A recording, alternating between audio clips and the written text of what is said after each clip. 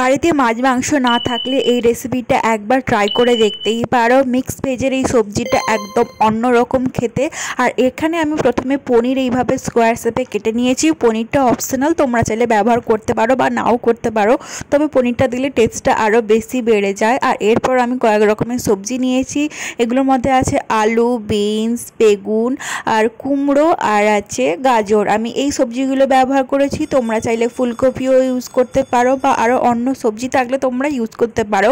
আর এরপর আমি একটা কড়াইয়ের মধ্যে বড় পাত্রের মধ্যে পেঁয়াজ কুচি, আদা রসুন বাটা, জিরে গুঁড়ো, ধনে গুঁড়ো, হলুদ গুঁড়ো, তারপরে পরিমাণ মতো নুন আর সর্ষের তেল নিয়ে নিয়েছি। আর এটাকে আমি এবার ভালোভাবে মিশিয়ে নিব। মিশ্রণটাকে ভালোভাবে এইভাবে মিশিয়ে নিব এবং সেই সঙ্গে সঙ্গে কয়েকটা কাঁচা লঙ্কা কুচিও দিয়ে দিয়েছি। দেখো, এবার ভালো করে আমি এখানে হাতের সাহায্যে এই মশলাগুলোকে সব একসঙ্গে পেঁয়াজের সঙ্গে মিশিয়ে নেব। আর এই রেসিপিটা এতটাই দারুণ হয়েছিল আমি আর বলে বোঝাতে পারবো না। আর এটা আমি প্রথমে কিন্তু ফেসবুকে দেখেছিলাম। এই রেসিপিটা দেখা মাত্রই আমার ইচ্ছে করছিল এটা ট্রাই করার। আর এটা বানানোর পর এতটা টেস্টি হয়েছিল আর কি বলবো, মানে এক নিমেষে সব ভাত রুটি সবই শেষ। মানে এইটা তোমরা যেটা দিয়েই খাবে ওটা দিয়েই ভালো লাগবে, রুটি বা ভাতের সঙ্গেও তোমরা এটা ট্রাই করতে পারো। আর দেখো, এরপর আমি এখানে সমস্ত রকম যে সবজিগুলো কেটে রেখেছিলাম এরপর এর মধ্যে দিয়ে ভালোভাবে মশলাটার সঙ্গে মাখিয়ে নিচ্ছি। এই পাত্রটা আমার এখানে ছোট হয়ে গেছে, বাট আমি এটা ভালোভাবে মাখিয়ে নিয়েছিলাম। এরপরে আমি আর একটা বড় কড়াইয়ের মধ্যে এটা রান্না করব। তো কড়াইয়ে প্রথমে রান্না করার আগে আমি এখানে দিয়ে দিয়েছি সর্ষের তেল অল্প পরিমাণে।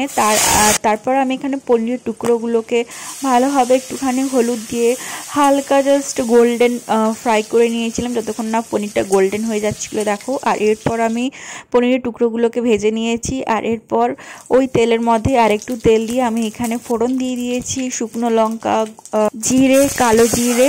এরপর আমি এখানে যে মশলা দিয়ে মাখিয়ে রাখা সবজিটা ছিল ওটা আমি এর মধ্যে দিয়ে দিয়েছি কড়াইয়ের মধ্যে। এরপর এটাকে আমি ভালোভাবে নাড়াচাড়া করব যতক্ষণ না এটা একটুখানি ভাজা ভাজা হয়ে যাচ্ছে। এটাকে ততক্ষণ পর্যন্ত নাড়াচাড়া করতে হবে আর অল্প মানে ঢাকা দিয়ে কিন্তু এই রান্নাটাকে করতে হবে। আর দেখো, ঢাকা তোলার পর দেখতে পাচ্ছ সবজিটা কতটা একদম কমে গেছে, মানে সবজি থেকে জল ছাড়া শুরু করে দিয়েছে।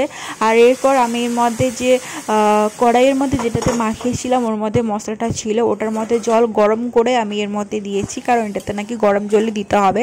আর এরপর দেখো, আমি এখানে ভালোভাবে সমস্ত সবজিগুলো যাতে সেদ্ধ হয়ে যায় তারপর ততক্ষণ পর্যন্ত আমি এটাকে সেদ্ধ করব। আর তার মধ্যে আমি এখানে পরিমাণ মতো লবণ দিয়ে দিয়েছি আর এখানে অল্প একটু আমি এখানে চিনি দিয়ে দিয়েছি টেস্টের জন্য।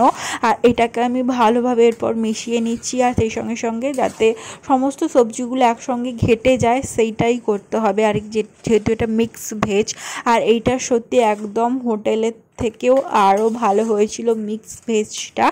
আর এটা দেখো, এরপর আমি এটাকে ভালোভাবে যে সমস্ত সবজিগুলো আছে ওটাকে ভালোভাবে আমি মিশিয়ে নিয়েছিলাম। আর এই রেসিপিটা আমি যখনই বাড়িতে তৈরি করেছিলাম সবাই বলেছিল খুবই ভালো হয়েছিল। তোমরাও কিন্তু এই রেসিপিটা ট্রাই করে দেখতে পারো।